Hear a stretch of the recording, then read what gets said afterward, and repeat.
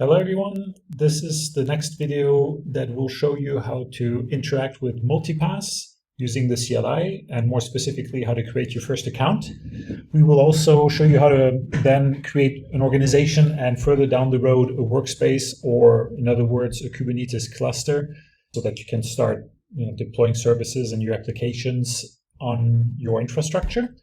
So that particular part of deploying applications will be a separate video. What I want to focus on here is more of the management side of your cluster and how you could scale up and scale down your cluster by adding worker nodes to your cluster or bringing down worker nodes from your cluster in order to respond to the needs you might have according to your environment and your applications and your workloads.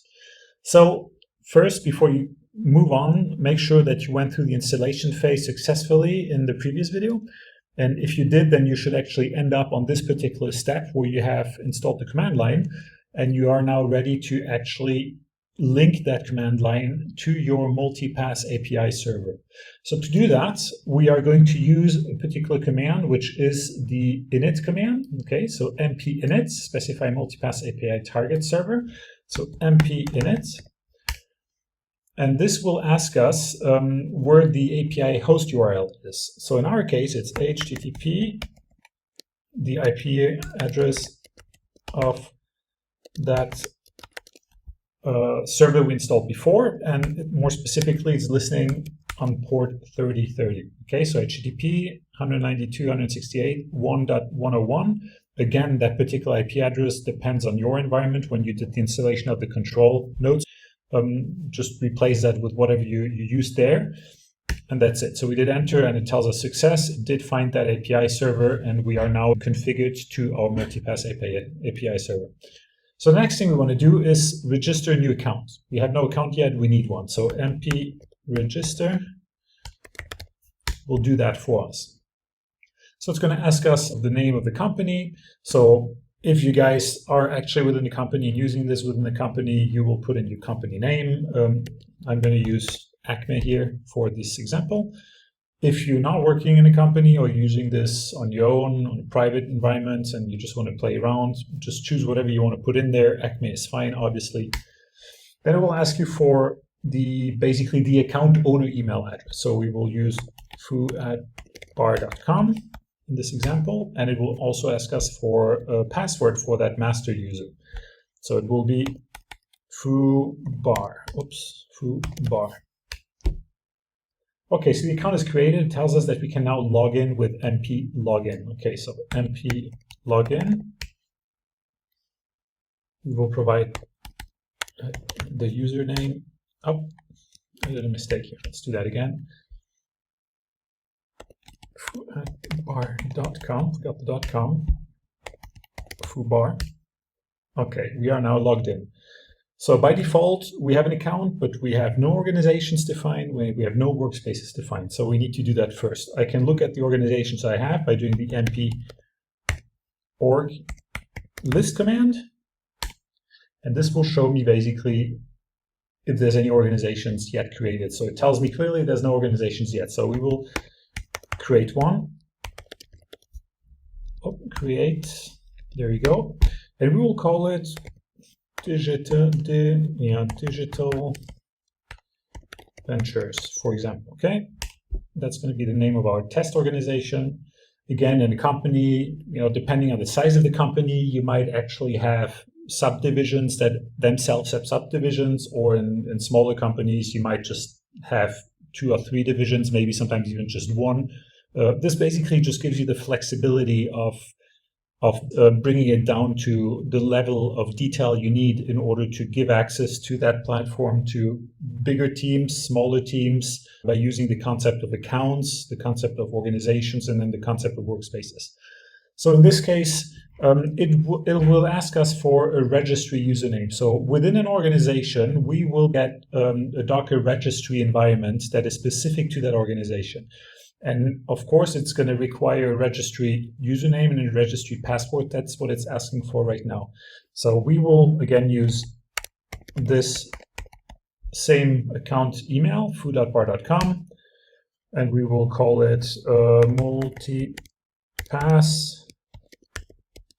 password, for example, okay, just an example. And it will now create that account for us, that organization for us. So that's it. So if I do an np org.list, I now have my digital venture organization.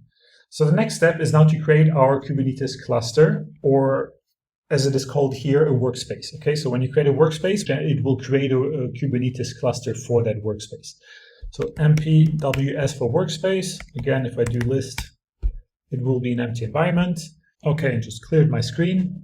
Let's do it from here. np workspace create, and we will call it foo workspace.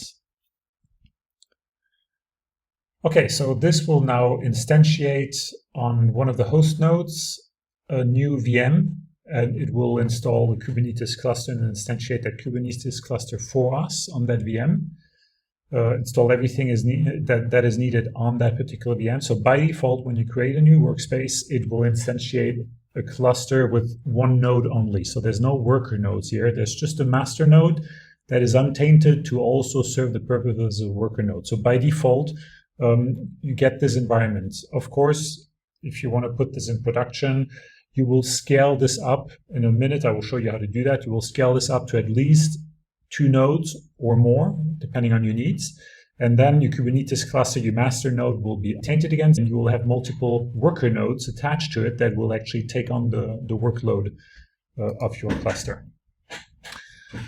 So it's going to take a little bit of time here. It needs to spin up the VM, install Kubernetes on it, instantiate your cluster, install all the Docker images, because again, we're in an offline environment, so we are not dependent on the internet. So we need to load all the Docker images into the environment, including the ones for Kubernetes, set up the registry, set up everything that is needed to be set up in order for it to work. So this is what's happening now. Just wait until that part is done. Okay, so the workspace is now created. We see all the different steps were successful. Now if we do our np workspace list command, we will see our workspace. And if we want to look a bit closer at what actually that means in terms of Kubernetes, we have a command for that as well, np cluster. So if I look at np cluster, it will give me the help commands for the cluster command that I have available.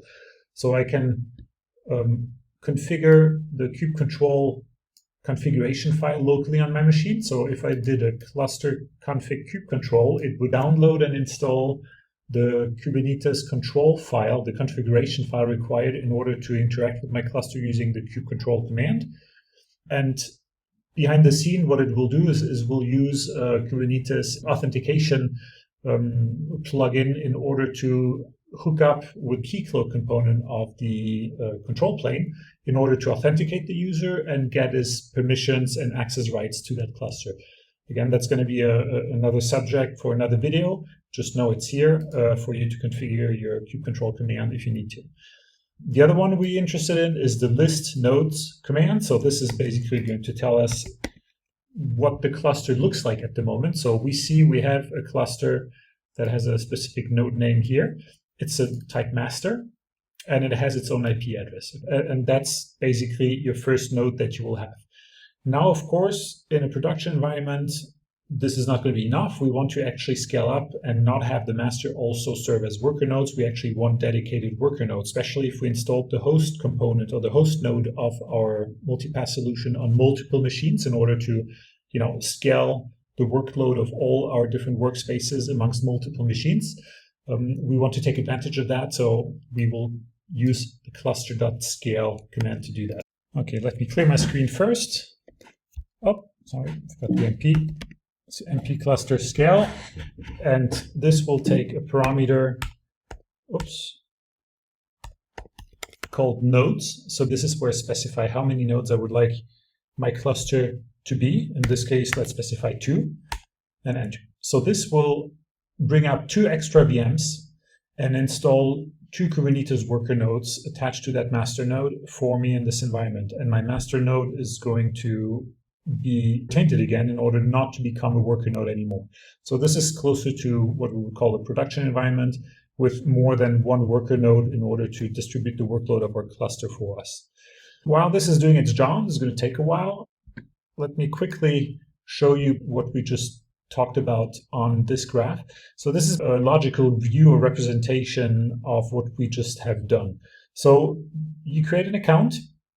Within the account, you can define one or more multiple organizations. And in each organization, you can create one or more workspaces. So the way you cut this up in your organization or at home or whatever is up to you to decide. It gives you the flexibility of making this work in larger environments with multiple teams and sub-teams, but it will also very well work at home for just yourself by creating one account, one organization, and one workspace, and call it a day. So that's really up to you to decide how you want to work with that.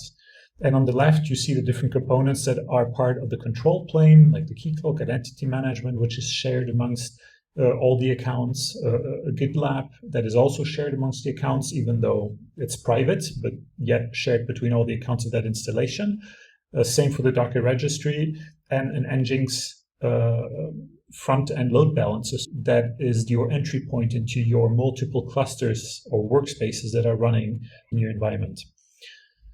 For the service catalog, we are using Helm. For those of you familiar with it, it will make a lot of sense. For those of you not familiar with Helm, Helm is basically Kubernetes package manager.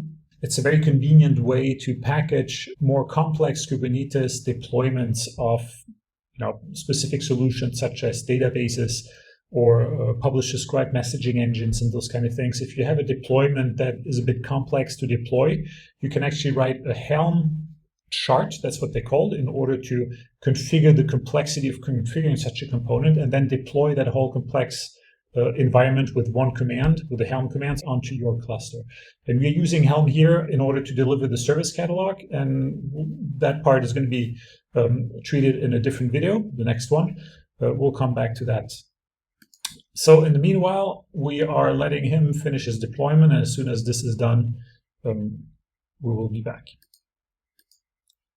Okay, our cluster now has 2 extra nodes. If we run our command mp cluster list nodes again, we now see our master node and our 2 worker nodes. All of them are in ready state. All have their IP addresses assigned to them.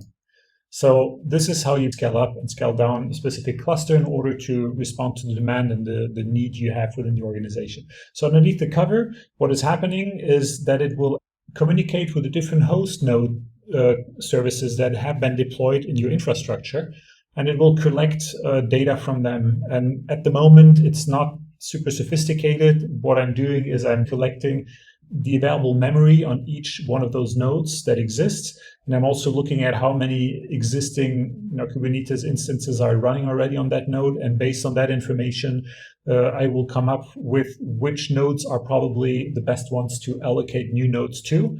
And this is what's happening. In future releases, I will probably take that a bit further and look at the processing cycles that are being used in average over a certain period of time, things like that, in order to optimize the way that the workload is being dispatched amongst your in your network itself, in order to allocate those extra worker nodes when needed. So let's just basically scale this back down to 1. One of the problems we will face in a test environment like this is I only have 1 machine that is running everything. And on that machine, I have 16 gigabytes of memory available, and running the control plane, running the master node and 2 worker nodes is already using a big chunk of that memory.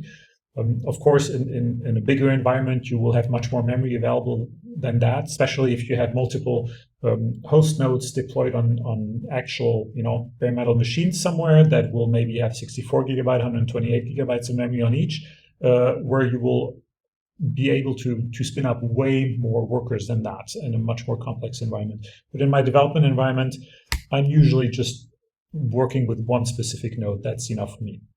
Okay, so let's scale this back down. And then we basically completed the part of showing you how to actually kickstart an environment with a new account, how to log into your account, create an organization, create your first cluster, scale it up and down. And from that point on, you are ready to actually start deploying applications, deploying services, and that will be part of my next video.